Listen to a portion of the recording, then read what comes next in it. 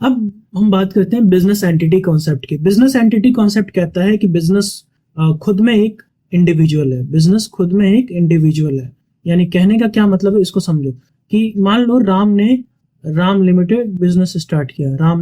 Ram limited, let's say limited एक business start किया।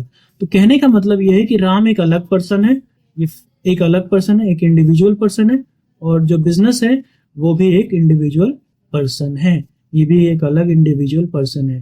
अब कहने का मतलब क्या समझो, business is treated as separate from the owner, कि ओनर एक अलग आदमी है और जो बिजनेस है वो एक अलग पर्सन है। Personal transaction of owner are not recorded in the books, business book. यानी राम ने बिजनेस स्टार्ट किया और वो मान लो पर्सनल खर्चे, घर का जो सामान लेके आएगा, क्या वो बिजनेस में रिकॉर्ड करेगा? नहीं, उसने खुद के पैसे से अपने पर्सनल यूज के लिए वो खर्चे कर रहे हैं, तो क्या वो खर्चे बिजनेस के खर्चे में इंक्लूड होना चाहिए? बिल्कुल भी नहीं होना चाहिए। इसका मतलब क्या है कि बिजनेस एक अलग पर्सन है और राम एक अलग पर्सन है। राम अपने एक्सपेंसेस के लिए खुद रिस्पॉन्सिबल है, ना कि बिजनेस। और बिजनेस जो है वो अपने एक्सपेंसेस के लिए रिस्पॉन्सिबल है, ना कि राम के। समझ में आई बात? यानी राम ने सब्जी खरीदा तो कहाँ पे रिकॉर्ड होना चाहिए? वो बिजनेस में रिकॉर्ड नहीं होना चाहिए। राम अपनी खुद की बुक, कोई पर्सनल बुक मेंटेन करता है तो उसमें कर सकता है। और अगर बिजनेस के लिए कोई टेलीविजन खरीदा राम ने, तो वो घर के खर्चे में इंक्लूड नहीं करेगा, बिजनेस के खर्चे में इंक्लूड करेगा। क्लियर? इस एग्जाम्पल से और अच्छे से समझ में आ जाएगा। Capital is shown as liability from the owner of the business.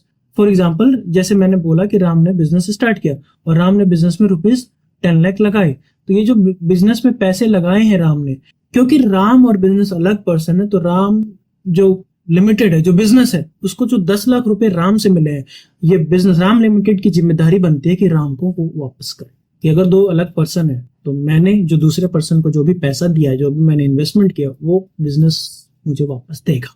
यानी बिजनेस का पैसा हो गया अब। और बिजनेस को पैसा कहां से मिला है? राम ने दिया है। तो राम का पैसा बिजनेस को जब मिला है तो बिजनेस की ये जिम्मेदारी बनती है बाद में वो उसको लौटाए।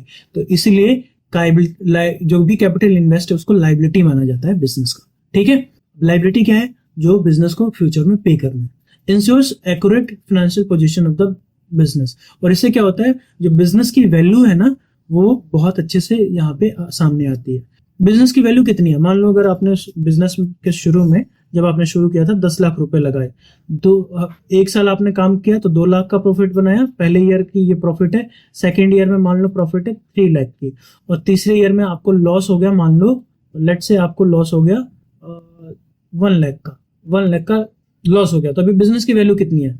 10 लाख थी, 2 लाख का प्रॉफिट किया 12 लाख, 3 लाख का और प्रॉफिट किया 15 लाख, 1 लाख का लॉस हो गया थर्ड ईयर में। तो अभी बिजनेस की वैल्यू कितनी है? 14 लाख। समझ रहे हो?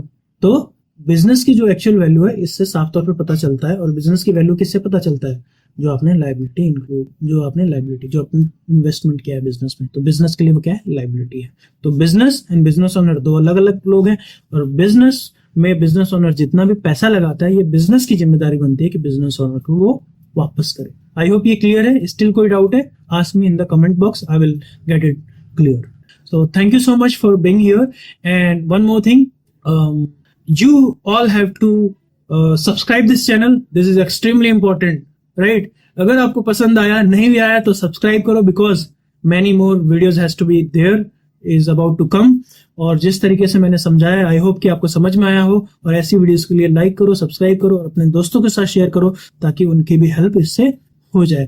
और मुझे भी ग्रो करना है ना यूट्यूब पे, ये आपके हेल्प के थ्रू ही हो सकता है, और वो तभी होगा आप इसको सब्सक्राइब करोगे और अपने दोस्तों के साथ शेयर करोगे। अगर आपको अच्छा लगा तो जरूर प्रमोट करो। Thank you so much, see you in the next video.